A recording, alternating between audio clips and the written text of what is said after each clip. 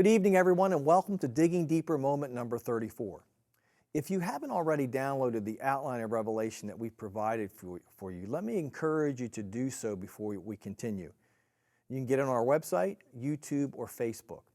Looking at this playbill or outline will really help you understand what we've been covering over the last few weeks as we go through the book of Revelation methodically and in order. And so what we're going to do before we get into the full lesson tonight is just kind of review this.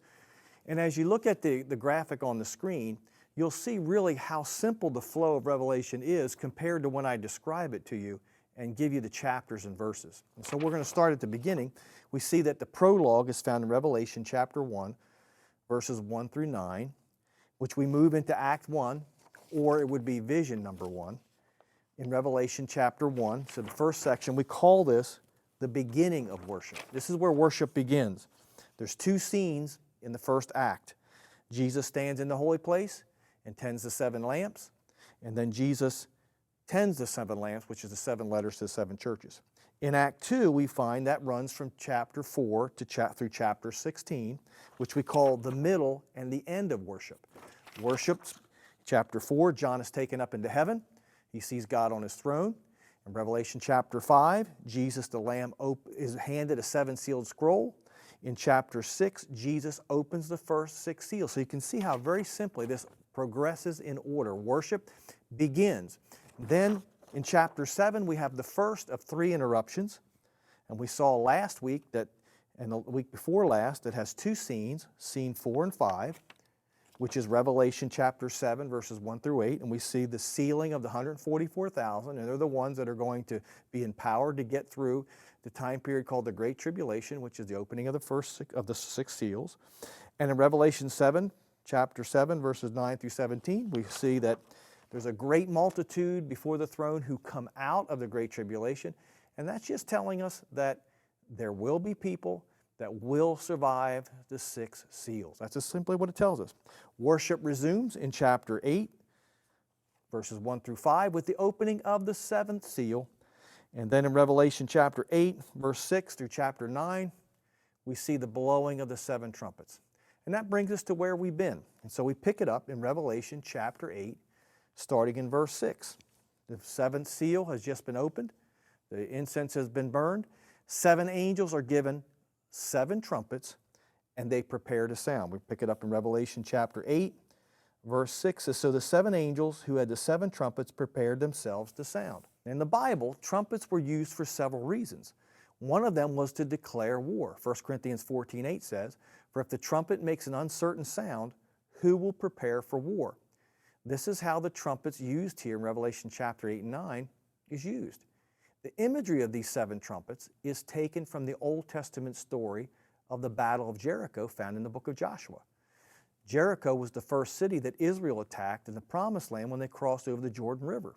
Many of us have heard the song, "Joshua fought the battle of Jericho." Jericho, Jericho. Joshua fought the battle of Jericho, Jericho, Jericho. These are the 7 trumpets are coming from that imagery. Because in Joshua chapter 6, verses 3 through 4, when Joshua was leading Israel to attack Jericho, God told him this. He said, "You shall march around the city, all the men of war. You shall go around the city once. You shall do this for 6 days. And 7 priests shall bear 7 trumpets. 7 priests shall carry 7 trumpets of ram's horns before the ark." The ark was a symbol of God's throne. "But the 7th day you shall march around the city 7 times, and the priest shall blow the trumpets." The blowing of these trumpets while they walked around the city was a declaration of war in the city of Jericho. The 7 trumpets of Revelation are a declaration of war. What war, when the war was, against whom it is not in the nature of this study. We'll have to come back to that some other time. And by the way, something we've not discussed yet, but is very important, is that Revelation, that there's a series of 3 sevens in Revelation. There's a 7-sealed scroll. We've hit on this, but we haven't really discussed it together. There is a 7-sealed scroll given to Jesus. At the opening of the 7th seal, we have 7 trumpets that are going to be blown. And in the 7th trumpet, there are 7 bowls of wrath. Now, all 3 sets of these speak of war. They speak of war because warfare is a form of judgment in the Old Testament. And one of Revelation's themes is God's judgment on the church's enemies. And so judgment is good news for God's people in the book of Revelation, but bad news for God's people's enemies. So we have to remember, even though the book of Revelation talks about judgments, these judgments are really good news because it means the deliverance of God's people from their enemies. And another interesting fact about this series of judgments, the seals, the trumpets, and the bowls, is that they get progressively worse. So the 7 seals talks about a measurement of 1/4. Everything's a fourth of this, a fourth of that. The 7 trumpets use a measurement of 1/3, and the 7 bowls speak of the full wrath of God. So there's a progression here. And so that's what we're seeing. Things are getting more and more intense as we read through the book of Revelation. We go through these various 7s. Now the 7 trumpets themselves are a mixture of images taken from 4 different places. First of all, they're taken from the 10 plagues of Egypt, which God brought upon the Egyptians in the book of Exodus. And it must be remembered that the sending of Moses to Egypt by God was actually an act of war on God's part. God is literally, when he sends Moses, declaring war on Egypt to deliver his people out of bondage there. The second place that this imagery is taken from is the Babylonian captivity of Israel, which is recorded in the books of Daniel and Jeremiah. The third is taken from the destruction of Sodom and Gomorrah by fire in the book of Genesis, and the fourth is taken from the book of Isaiah. These images kind of mingle through this, and we're going to go through the 7 trumpets individually and just cover that imagery really quickly. You can read this for yourself later, but this is where this imagery is coming from. So we'll just tell you the verse, and then you can look these up and read them later. The first angel sounded or blew his trumpet in Revelation chapter 8, verse 7. And when he blows the trumpet, he sees a sign of hail and fire mixed with blood. This imagery is similar to the first plague of Egypt was blood, when the river Nile was turned to blood, and the 7th plague, which was hail. Those are mingled together along with fire from heaven, which destroyed Sodom and Gomorrah. So if you study those texts, you'll find that the first plague in Egypt was found in Exodus chapter 7, and the 7th plague was found in Exodus chapter 9, and the story of Sodom and Gomorrah is found in Genesis chapter 18. The second trumpet is similar to the first plague of Egypt, which is blood. And you see that you'll find that in Exodus chapter 7, verse 17. And it's found in Revelation in chapter 8, verse 8. In verse 9, we have the third trumpet, which combines imagery from the first plague, which is blood, and the fall of Babylon, recorded in Isaiah's chapter 13 and 14.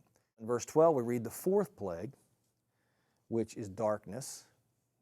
That's seen in Revelation 8:12, and you can read about that in the Old Testament in Exodus chapter 10. The 5th trumpet sounds in chapter 9 of Revelation, verse 1, and this trumpet is similar to the 8th plague of Egypt, which is locusts, and that's found in Exodus chapter 10, verses 1 through 20. The 6th image, or the 6th blowing of the trumpet, is found in Revelation chapter 9, verse 13, and this imagery is taken from the Babylonian captivity of Israel. It mentions 4 angels who are bound at the Euphrates River. Nebuchadnezzar, the king of Babylon, who captured Israel in the book of Daniel, chapter 1, came from the area that's around the Euphrates River. And so what we have in chapter 8 and 9 is we simply have the declaration of war, the 7 trumpets declaring that God is making war against a certain people to deliver his people from their captivity and oppression and the things that they are doing to them. And we see it in a series of 6. The first 6 trumpets are blown in chapters 8 and 9. And then we come to another interruption, the second interruption in chapter 10. And we're going to pick it up there. This is after the 6th seal, and we'll look at that next week. For more detailed information on all these things, you can find it in my book, Revelation, Heavenly Worship Service, which is available on Amazon. I go much deeper into that, and you can see it in print, as well as I give you some interpretive stuff that I'm not giving in this study. If you enjoyed this lesson, please share it with a friend. I hope to see you next week when we pick up on the second interruption found in Revelation chapter 10.